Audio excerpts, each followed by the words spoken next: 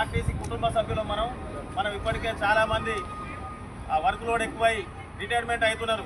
Retirement అయిన వాళ్ళకు కూడా బెనిఫిట్స్ ఇవ్వట్లేదు. వాళ్ళది మన ఉన్న వాళ్ళకే దిక్కులేదు, వాళ్ళకు కూడా దిక్కులేదు.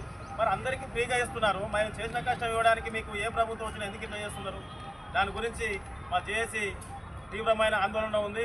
కాబట్టి మేము సమ్మె నోటీస్ ఇచ్చే వరకు కూడా చూసారు.